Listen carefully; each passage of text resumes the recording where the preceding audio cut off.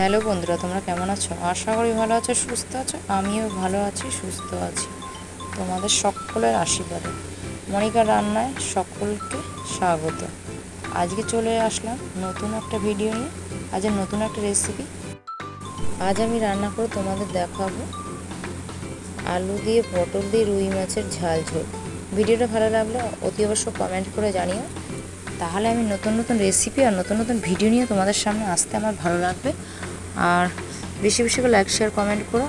আর নতুন বন্ধুরা তোমরা যারা আমার চ্যানেলে আসছো তারা একটা সাবস্ক্রাইব করো, আমাকে মোটিভেশন করো। ধন্যবাদ সকলকে। তাহলে চলো ঝটপট আলু কুটে নিই। এবার পটলটা কেটে নিচ্ছি।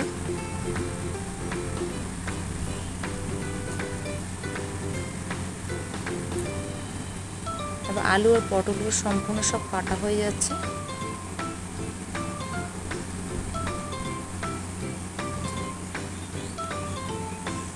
এবার মাছগুলো আমার সব ধোয়া হয়ে গেছে।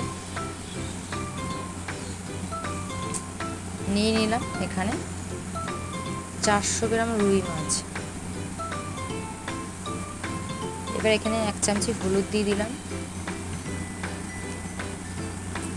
1 চামচি লবণ দিয়ে দিলাম, পরিমাণ মতো লবণটা দিয়েছি।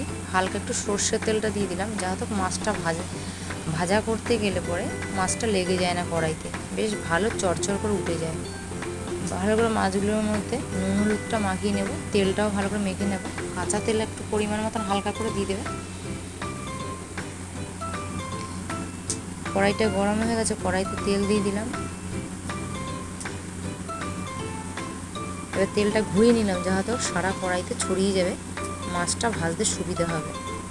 এক এক করে সব মাছগুলোকে তেলে দিয়ে দিলাম।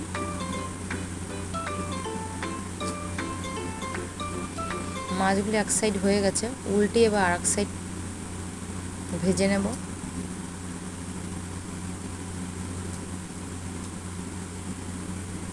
এবার মাছগুলো ভাজা হয়ে গেছে, এবার নামিয়ে নেব।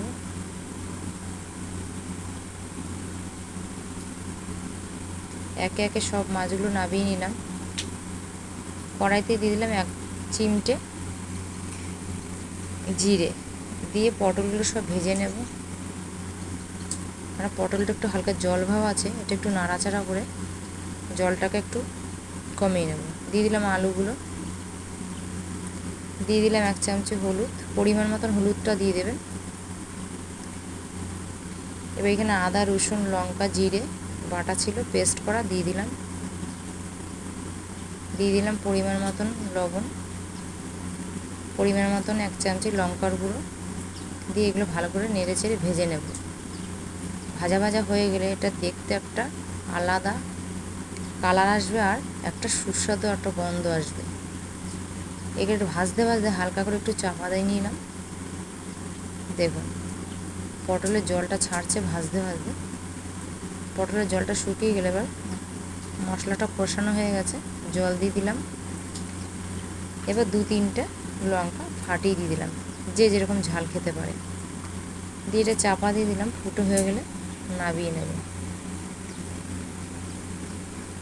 দেখুন এখানে আলু আর পটলগুলো প্রায় সিদ্ধ হয়ে এসছে, তরকারিটা আধ ফুটো হয়ে গেছে। এখানে এক এক করে সব মাছগুলো দিয়ে দিলাম।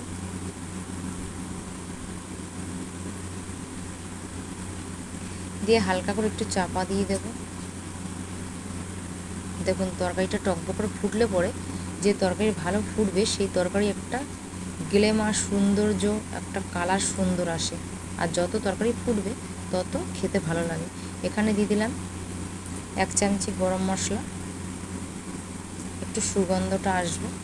দিয়ে হয়ে গেল, দেখুন কত সুন্দর কালার হয়ে গেল আজ আমাদের দুর্দান্ত রেসিপি রুই মাছ দিয়ে আলু পটলের ঝোল। রেসিপিটা ভালো লাগলে বেশি বেশি করে কমেন্ট করবেন, শেয়ার করবেন, লাইক করবেন। অতি অবশ্য যারা আমার চ্যানেলে নতুন আসছেন তারা একটা করে সাবস্ক্রাইব করে আমার পাশে থাকবেন।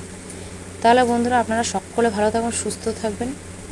ততক্ষণের জন্য আপনারা ভালো থাকবেন। বাই। নেক্সট টাইম আবার নতুন নতুন ভিডিও নিয়ে কিন্তু ফিরে আসছি। Tata, bye bye.